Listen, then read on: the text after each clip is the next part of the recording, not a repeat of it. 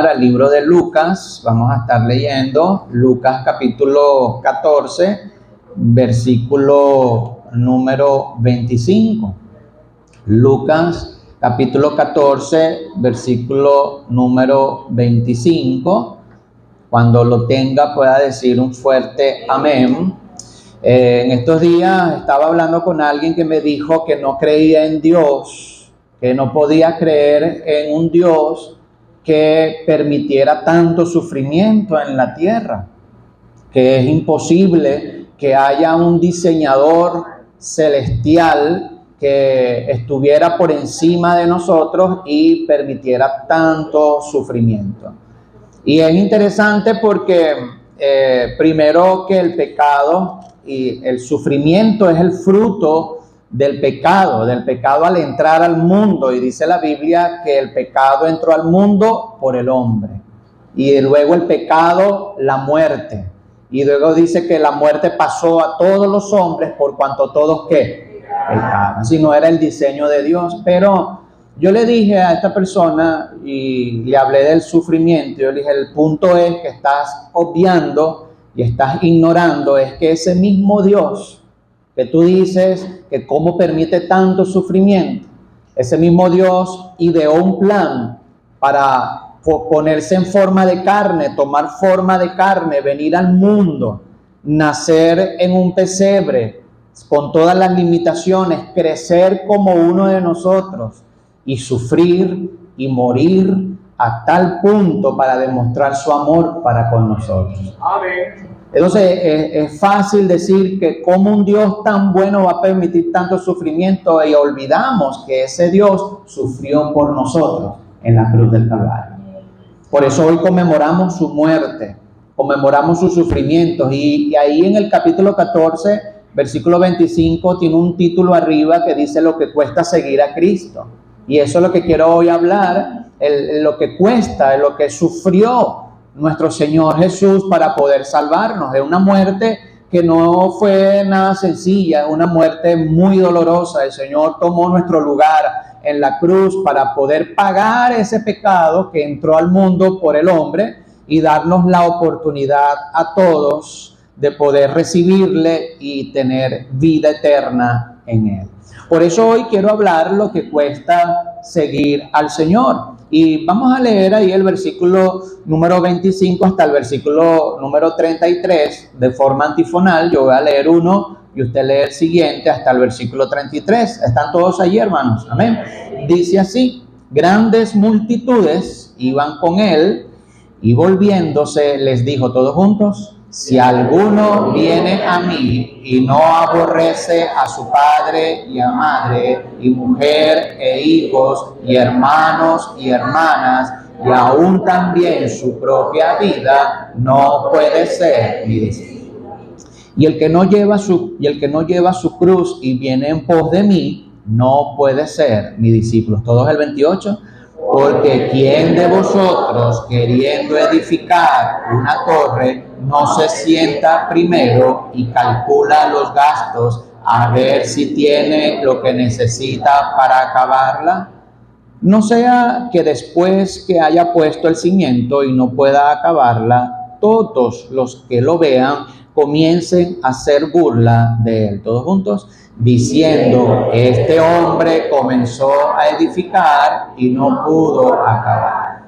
¿O qué rey, al marchar a la guerra con otro rey, no se sienta primero y considera si puede hacer frente con 10,000 al que viene contra él con 20,000? Todos juntos. Y si no puede, cuando el otro está todavía lejos, le envía una embajada y le pide condiciones de paz. Así pues, cualquiera de vosotros que no renuncia a todo lo que posee, no puede ser mi discípulo. El Señor bendiga su palabra. Amén. Vamos a orar, hermanos. Quiero pedirles que me puedan acompañar en oración. Señor, una vez más, gracias por esta oportunidad que nos das de estar aquí, Señor. Gracias por mis hermanos que han hecho el tiempo para venir a tu casa. Gracias, Señor, por también los visitantes que nos acompañan. Gracias por cada iglesia que hoy abre tu palabra para ser predicada. Solo te pido, Dios, que tu espíritu, tu palabra, quebrante nuestro corazón, hables a nuestras vidas, no nos dejes ir igual a como entramos y que te glorifiques de una manera muy especial. Lo dejamos en tus manos y pedimos tu bendición en el nombre de Cristo Jesús. Amén y amén. Este capítulo 14 nos habla lo que es un verdadero discípulo, lo que cuesta seguir al Señor. El Señor, hermanos, está llamando obreros a sus mies, y es interesante porque el capítulo, esta historia comienza con el versículo 25 que dice: grandes multitudes iban con él. Pero él, volviéndose, les dijo: si alguno quiere venir en pos de mí, niéguese a sí mismo y tome ¿qué? Su cruz y venga en pos de mí. El Señor, hermanos, realmente no quería tener multitudes. El Señor quería tener discípulos. Cuando el Señor veía que le seguía esa gran cantidad de gente, el Señor lo confrontaba con este pasaje y le decía: mira, tú me vas a seguir a mí, me quieres seguir a mí, quiero que sepas que va a tener un precio. Seguirme a mí hay que pagar un precio. Y dice la palabra que después que él predicó y les dijo lo que costaba seguir a Cristo, dice que muchos dejaron de seguirle, muchos le abandonaron y quedó una vez más con sus 12 discípulos. Es importante porque a pesar de que mucha gente le seguía, el Señor estaba esperando seguidores, discípulos y no multitudes. Pero gloria a Dios si llegaran multitudes a los pies de Cristo. Gloria al Señor que esta iglesia pueda crecer y tengamos 1000 en asistencia. ¿Amén o no? Gloria al Señor por eso, y que tengamos ministerios, rutas, que podamos comenzar otras iglesias más. Pero hermanos, de nada sirve tener 1000 personas y nada más tengamos 20 discípulos del Señor. De nada sirve tener grandes cantidades de personas en una iglesia y nada más de corazón hayan 20 que sigan al Señor Jesucristo. Lo que queremos y lo que apuntamos es, hermanos, que cada uno de nosotros sea un verdadero discípulo del Señor Jesús. Que podamos entender que hay un precio a pagar, que tenemos que pagar un precio que es mínimo comparado con lo que Él pagó por nosotros en la cruz del Calvario. Si nos ponemos en una balanza, hermanos, nosotros le debemos más a Él que Él a nosotros. Pero hay gente que vive su vida creyendo que Dios le debe algo, que Jesús nos debe algo. Hermano, nosotros le debemos todo a Él. Le debemos toda nuestra vida a Él. El Señor quería discípulos. El Señor no buscaba multitudes. El Señor, cuando hacía un milagro, le decía a la gente: mira, ven acá, no le digas que yo te sané. No le digas a nadie. Eso es una técnica a la inversa, psicológica, ¿verdad? No le digas a nadie. La gente iba y le decía, ¿verdad? Pero el Señor, hermanos, buscaba discípulos. Algunos seguían a Cristo por las razones correctas. Querían aprender de su palabra. Pero otros le seguían por curiosidad. Vamos a ver qué milagro va a hacer hoy. Yo escuché que le sanó la mano seca a alguien. No, yo escuché que hizo que multiplicaran unos panes y unos peces y alimentó a 5,000. Vamos a ver si nos da una bolsita a nosotros también. Vamos a ver si nos da un poquito a nosotros. Y mucha gente iba por las razones equivocadas y esa gente terminaba retrocediendo, terminaba alejándose. Pero cuando usted, hermano, busca a Cristo por las razones correctas, usted va a permanecer. Debemos buscar a Cristo por la razón correcta. ¿Por qué hoy venimos a la iglesia? ¿Cuál es la razón por la cual hoy nos vestimos y venimos a la iglesia? No es porque va a cantar el coro y tenemos un buen coro en la iglesia. Yo quiero ir a escuchar el coro en la iglesia. O no, bueno, yo voy a ir a la iglesia porque me esperan los pastelitos de Frank. ¿Cómo me resisto yo a esos pastelitos y esa crema? O no, bueno, yo voy a la iglesia porque hoy al final del servicio van a ir a jugar fútbol los muchachos. Esas no son las razones por las cuales uno debe venir a la iglesia. Nosotros nos paramos en la mañana y decimos: voy a ir a la iglesia porque voy a escuchar palabra de Dios.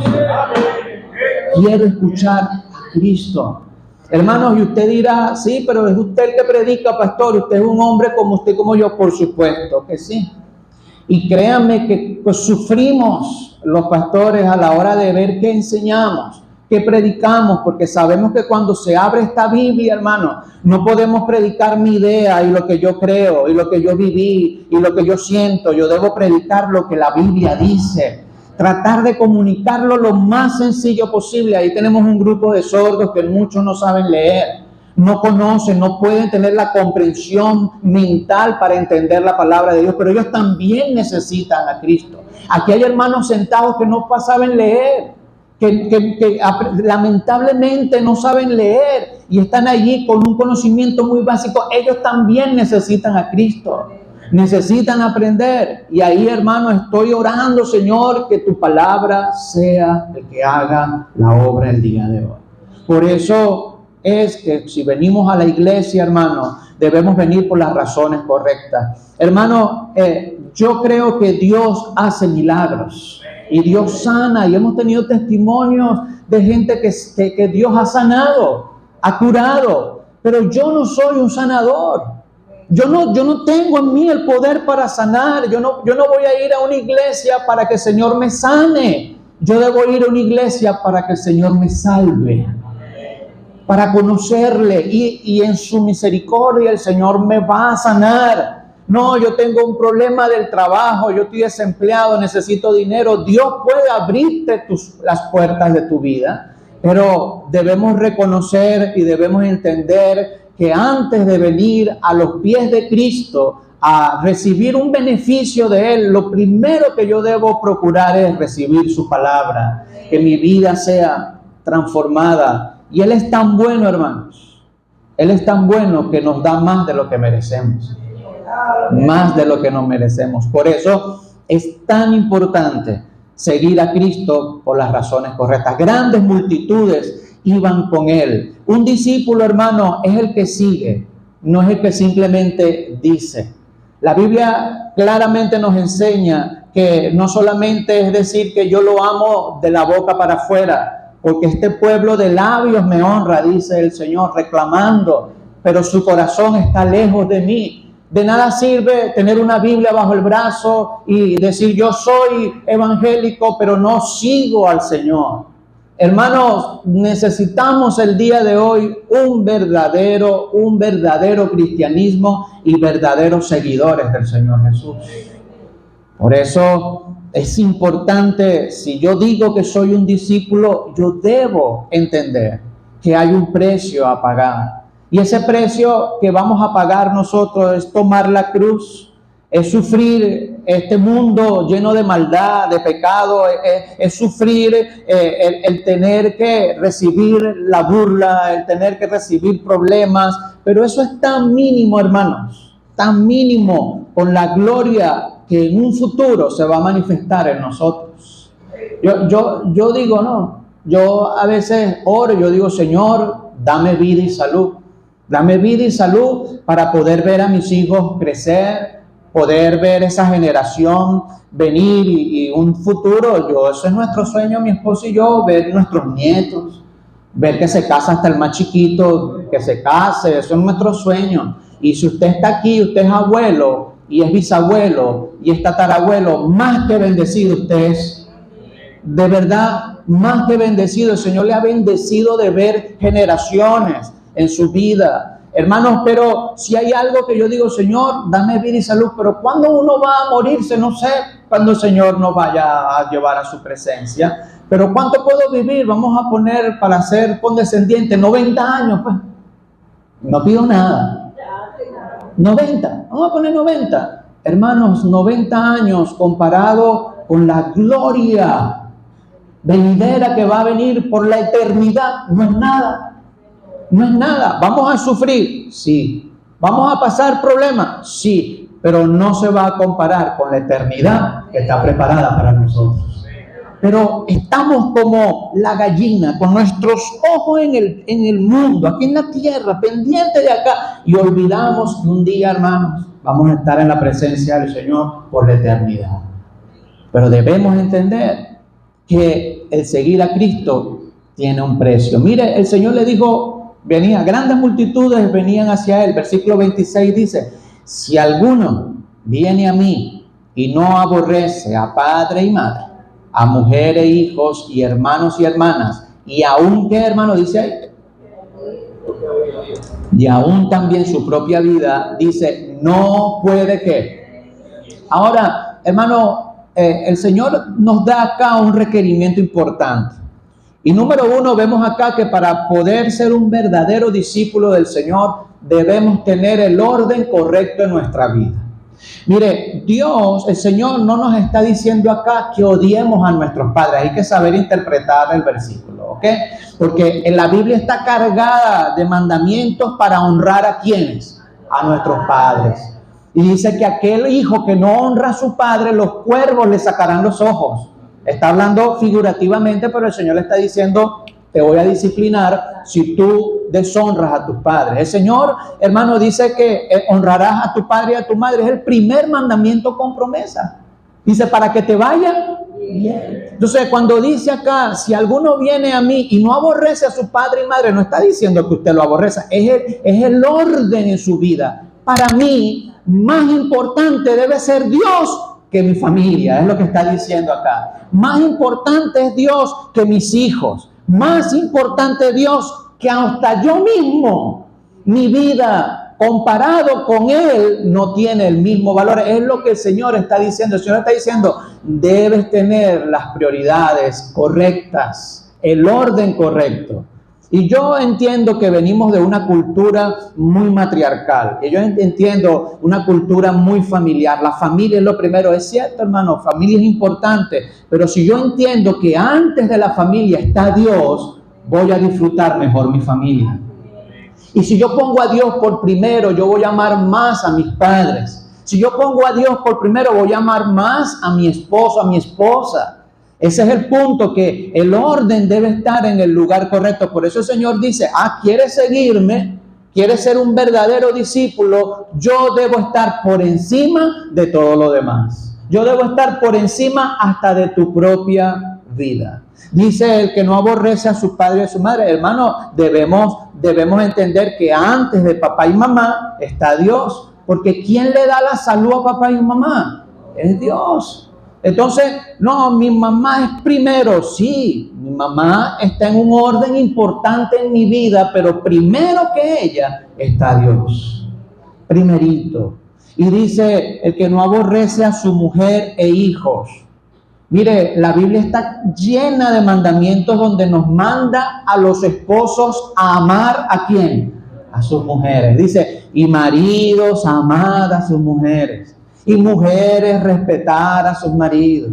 Y eso está lleno la Biblia de mandamientos para amar a nuestras esposas. Debemos amar a nuestras esposas como Cristo amó a la iglesia. Y como Cristo amó a la iglesia, se entregó por ella. Es decir, no significa que yo no voy a amar a mi esposa. Es que yo voy a amar a Dios primero. A Dios debe estar por encima de todo lo demás. Mi esposa... Yo siempre bromeo con ella, yo le digo, mi amor, en la mañana la veo, mi amor, es tremendo, cómo Dios te ha bendecido a darte un esposo como yo. Y ella ya me conoce, puro reírse, y tú estás loco. Entonces, ella y yo sabemos, estamos claros, ella sabe que yo la amo con todo mi corazón, pero a ella le conviene que yo ame a Dios más que a ella. Porque si yo amo a Dios más que a ella, la voy a amar a ella bien, la voy a dar el lugar que se merece. Por eso el Señor nos da a nosotros el orden que debe haber en nuestra vida, es amarle a Él sobre todas las cosas. Hermanos, si queremos ser un verdadero discípulo, Él debe estar primero. Y dice, y aún también su propia vida. Hermanos, hay decisiones. Por ejemplo, hoy usted puede estar en su casa, hoy llegaba el agua pues en su casa. Y créame, muchas veces está eso... Pastor, justo en los domingos es que llega el gas a la casa. ¿Alguien le ha pasado eso? Justo el domingo llega la bolsa que venden. Justo el domingo. Pero ahí es donde uno tiene que hacer sacrificio. Y buscar a Dios y amar a Dios por encima de todo. Y dice, y si no aborrece aún su propia vida, no puede ser mi discípulo. Está hablando, hermanos, de preferencia. Porque nuestro Dios, nuestro Señor, Él dejó todo por nosotros. Dice la palabra de Dios que Él no estimó a ser igual a Dios como cosa que aferrarse, sino que se despojó a sí mismo, tomando forma de siervo, hecho semejante a los hombres. Nosotros debemos amarle a Él sobre todas las cosas. Ese es el orden correcto. El orden correcto. ¿Qué pasa, hermanos? Que cuando estamos bien, cuando todo marcha bien, hay un buen trabajo, toda la familia está bien, nos olvidamos de Dios y lo ponemos de último ahí. Cuando tenemos necesidad, Dios siempre cuando hay una necesidad, pero eso no debe ser solamente en los momentos de necesidad. Dios debe ser el centro de nuestra vida. Un discípulo, hermanos, del Señor va a amar a Dios sobre todas las cosas. Mire, a veces yo estudio, tengo lecturas de otros libros, hago otras cosas, pero hermanos, mire, yo antes de hacer cualquier lectura, cualquier libro que no sea de Dios, yo no me puedo sentar a leer algo sin antes yo no he leído la palabra de Dios primero. Antes de salir a la calle al día siguiente, cuando uno va a sus labores, hermanos, ¿cómo vamos a ir afuera sin antes haber orado con nuestro Dios? Primero debe estar Dios antes de todas las cosas. El Señor está diciendo acá, ese es el orden de un verdadero discípulo. Debe haber un orden correcto. Número 2, hermanos, debemos tener y tomar nuestra cruz. Mire el versículo 27, por favor. ¿Están conmigo ahí, verdad, hermanos? Dice, y el que no lleva su cruz y viene en pos de mí, ¿qué dice, hermano? No puede ser mi discípulo. Ahora, hermanos, la cruz es un símbolo de sacrificio. Es un símbolo de dolor y de sacrificio que nuestro Señor tomó en la cruz, esa cruz que no era de Él.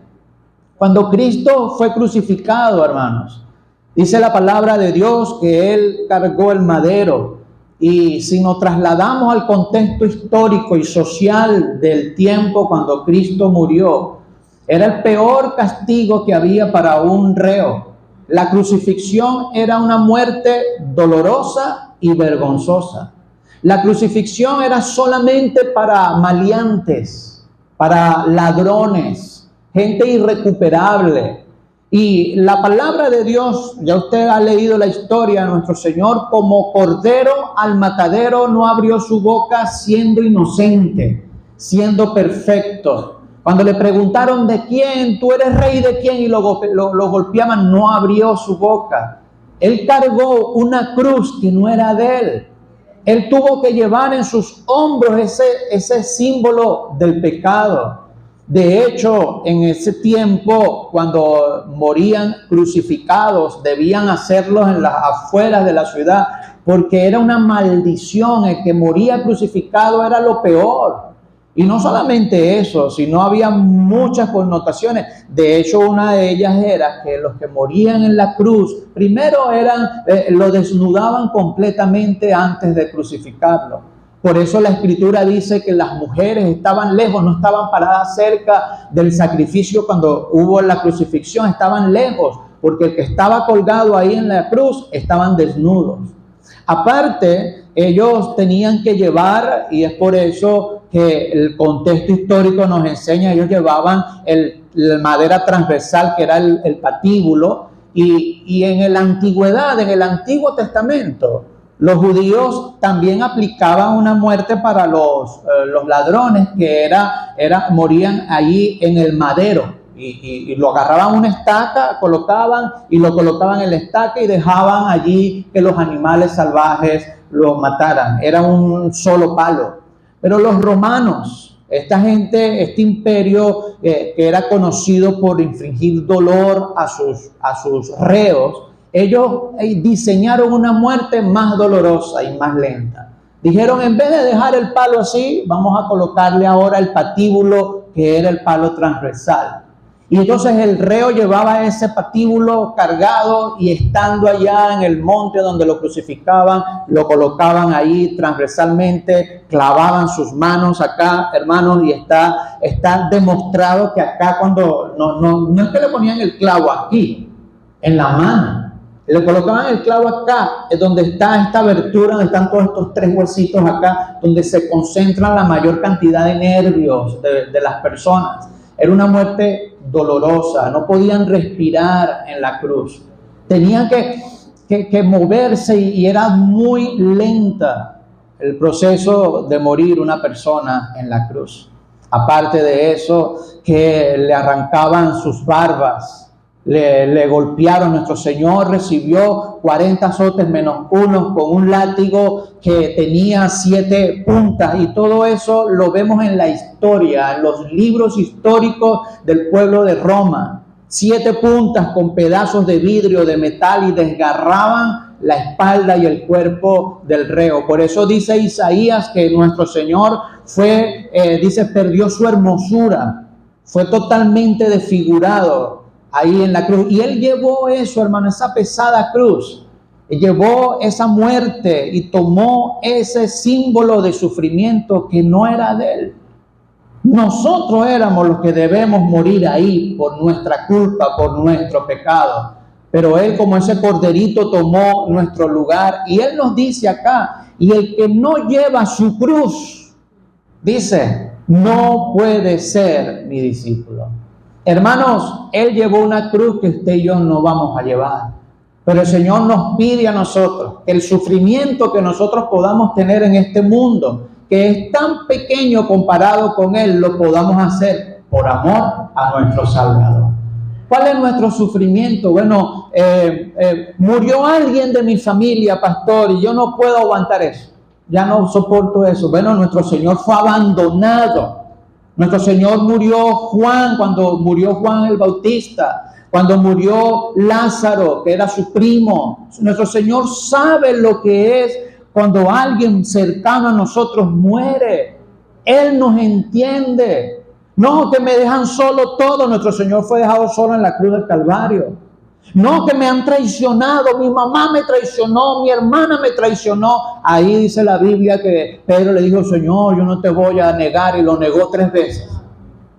Y no, pero es que yo he sufrido. Hermano, está bien. No es para minimizar nuestro sufrimiento. Son sufrimientos reales, válidos, que tenemos que hacer en esta vida. Pero si yo lo amo a Él y quiero servirle a Él, yo debo entender que ese sufrimiento, esa cruz que yo estoy llevando, yo la debo cargar, pero debo seguir siempre en pos de Él. Debo seguir siempre en pos de Él, porque su sufrimiento me dio la vida eterna. Y el sufrimiento que yo pueda pasar ahora acá, simplemente comparado con lo que vamos a estar con Él, no hay una comparación. Por eso el Señor nos dice que si hay alguien que quiere seguirle a Él, debemos tomar nuestra cruz, nuestro sacrificio. Hermanos, venir a la iglesia un domingo, no es un sacrificio extraordinario. Déjame decirle esto, porque venir a la iglesia es algo que debemos hacer por amor a Dios. Usted sabe que es un sacrificio extraordinario venir los 7 días a la semana. Ahí sí, con la justa ven el domingo, imagínense 7 días. Pero por eso es que este viernes y sábado y domingo van a venir las hermanas a la casa. Yo creo que bien vale el esfuerzo, bien vale el sacrificio. Ese va a ser el tiempo mejor invertido que usted va a tener escuchando palabra de Dios. Por eso, estimado hermano, es importante nosotros tomar nuestra cruz y seguirle.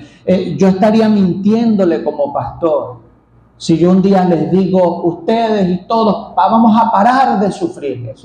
Yo estaría mintiendo. Yo no pudiera hacer eso.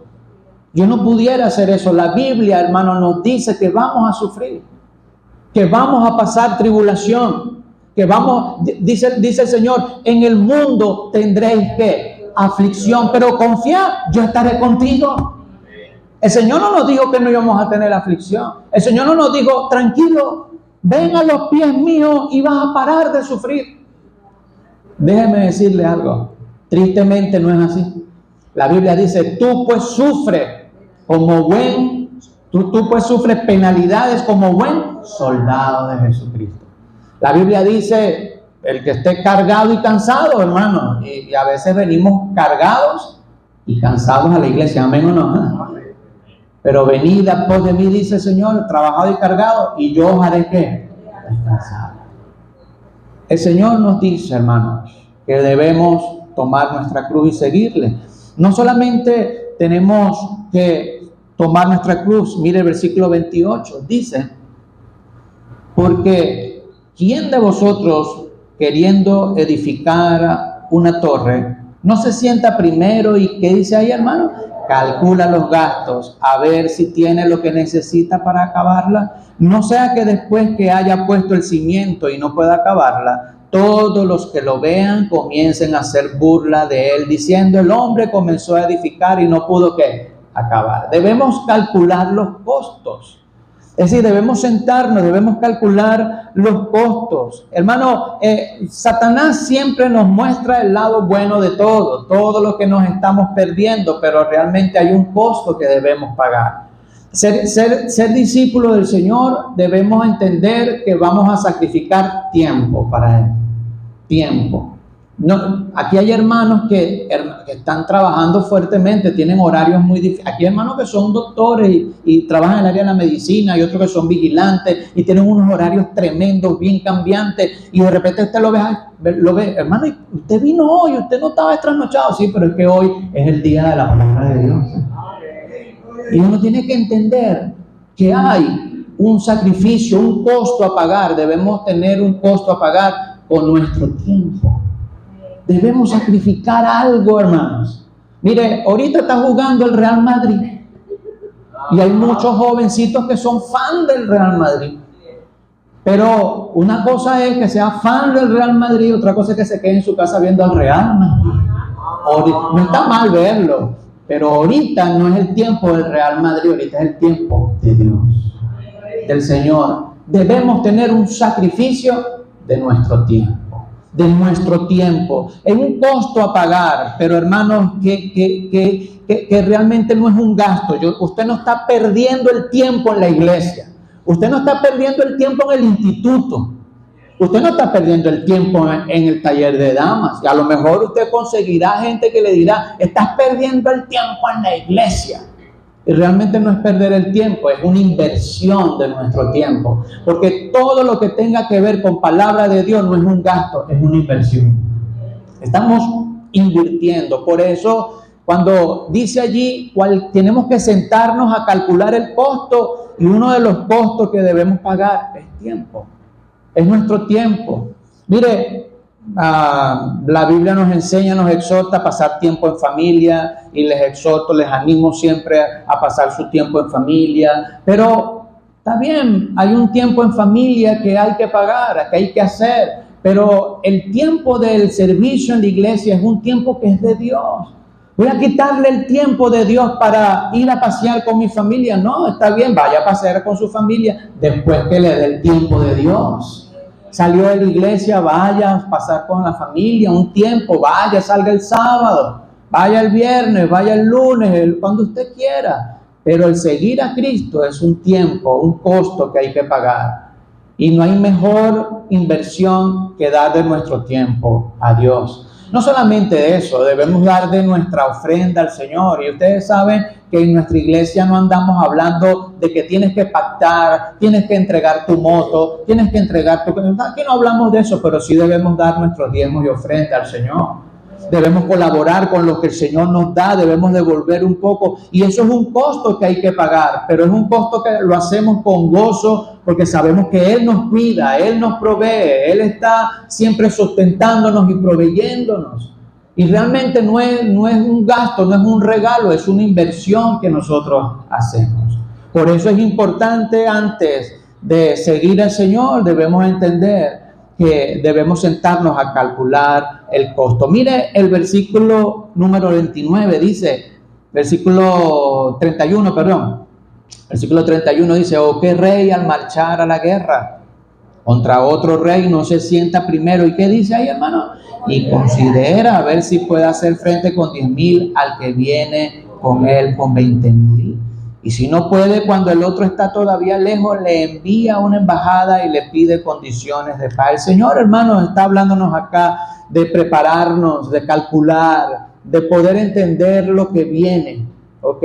Lo que va a venir. Y es cierto, ahorita venimos a sus pies con problemas, dificultades, con cosas en nuestra vida, pero debemos sentarnos y decir: ok, ¿qué voy a hacer yo? ¿Voy a estar con la multitud o voy a ser un discípulo de Él? Voy a estar cerca de Él. Hermanos, miren, mi intención como pastor siempre será que usted estudie la palabra, que usted se alimente, que usted aprenda, que usted crezca.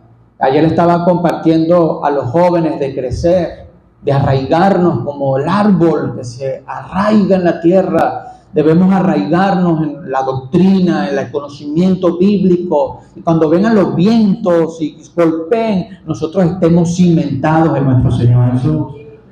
Yo le estaba diciendo ayer, hermanos, y es por eso que el día de hoy, ojalá que usted salga de aquí, que usted recuerde que es un discípulo del Señor, que es un seguidor, que está cerca de Él, que está cerquita del Señor. Yo estaba comentando ayer a los jóvenes que cuando un árbol cae, uno de esos árboles inmensos cae, lo derriban para poder extraer de él la madera y sus derivados, hace ruido, hermanos. Un árbol cuando cae hace ruido fuerte. Todo el mundo sabe que cayó el árbol ha caído. Porque también cuando hay un cristiano que cae en pecado, también hace ruido. Todos lo notan, mira, cayó en pecado, mira, hizo esto malo, mira, ya dejó de seguir al Señor, porque el árbol cuando cae, hace mucho ruido. Es imposible no notarlo, es imposible no ver a un cristiano que pecó y cayó. Todos notan la caída, pero nadie nota el crecimiento. Todos notan que el árbol cayó cuando hace bulla, pero nadie nota cuando el árbol crece. El árbol crece en silencio. Nadie lo nota. Todos notan cuando cae. El evangélico ese, ya todo el mundo ve lo malo del evangélico y del cristiano, pero nadie ve cuando el cristiano está creciendo. Cuando ese árbol crece, nadie lo nota. Mira, el árbol va creciendo, no hace bulla cuando crece. Bueno, así nosotros, si somos un verdadero discípulo del Señor, debemos crecer en silencio, debemos crecer apuntando al conocimiento de nuestro Dios. Siga creciendo, hermano. A lo mejor yo le pregunto a usted qué enseñé en la semana pasada y usted me dice, pastor, ya me acuerdo que usted enseñó la semana pasada. Ya me acuerdo, pastor. Pero si yo le pregunto qué enseñé hace 3 meses, un domingo como hoy, ya se me olvidó lo que enseñó el pastor. Ya se me olvidó. ¿Y qué enseñé yo cuando iniciamos la iglesia hace 19 años? ¿Cuál fue mi primera predicación? No, menos, pastor. Ni me acuerdo. Bueno, el hecho de que usted no se acuerde no significa que no haya tenido efecto en su crecimiento. Yo le pregunto a usted qué comió hoy en la mañana, usted dirá, bueno, me comí un mondongo. Si yo le pregunto qué comió ayer al mediodía, usted dice, bueno, me comí un pollito. Si yo le pregunto a usted qué comió hace 3 meses, el 18 de enero, ya se me olvidó, pero esa comida le hizo efecto en su cuerpo, ¿sí o no? Le ayudó. Por eso, hermanos, que el venir, el crecer, sumérjase en la Biblia, aprenda la palabra de Dios y siga creciendo. Y aunque nadie está notando su crecimiento, Dios sí lo está haciendo. Bueno, ojalá un día sigamos creciendo, porque el árbol cuando va creciendo, sale sus flores y más adelante a los años comienza a salir ¿qué? Fruto. Y eso sí se nota, ¿verdad? Oye, ¿qué le pasó a ese jovencito? Mira, ese jovencito rebelde tremendo. En estos días me escribió una mamá, me dijo, pues usted es el pastor, sí. ¿Qué le hicieron a mi hijo allá? ¿Qué le hicieron? Porque ahorita está tranquilo. Llega y ahora arregla su casa, su cama. Ese no es mi hijo. No, bueno, ahora yo no le dije nada. Si él lo está haciendo es porque Dios puso eso en su corazón. Y los frutos los vamos mostrando a medida que vamos creciendo. Hermanos, debemos apuntar a ser un discípulo del Señor. Amén. Vamos a orar, vamos a inclinar nuestros rostros. Vamos a orar, todos con sus ojos cerrados, sus rostros inclinados. Vamos a orar. Padre, gracias. Gracias, Señor, te damos porque eres bueno con nosotros. Gracias, Padre, porque sabemos que tú tomaste nuestro lugar en la cruz. Tú nos has salvado, nos has dado, Señor, la salvación. Sufriste, Señor, el martirio, sufriste cada latigazo, cada dolor por nosotros. Y solamente tú nos pides que si nosotros vamos a seguirte, entendamos el precio que debemos pagar, ese sacrificio que debemos hacer, ese sacrificio tan mínimo comparado con lo que tú hiciste, Señor. Por eso te pido, Padre, que tú puedas bendecir a mis hermanos. Bendice a tu iglesia, bendice a tus hijos. Toma el control, Señor, de nuestra vida y ayúdanos a ser un verdadero discípulo. Este mundo está lleno de tanta falsedad, pero que podamos ser nosotros, Señor, un verdadero seguidor tuyo. Entendiendo que un día, Dios, en algún momento vamos a estar en tu presencia. En algún momento tú, Señor, nos darás la vida eterna, tendremos la vida eterna por completo a tu lado, y seas tú, Señor, que nos guíe en todo. Gracias te damos y que recibas tú toda la gloria y toda la honra. Y esto te lo pedimos en el nombre de Cristo Jesús. Amén y amén. Hermano,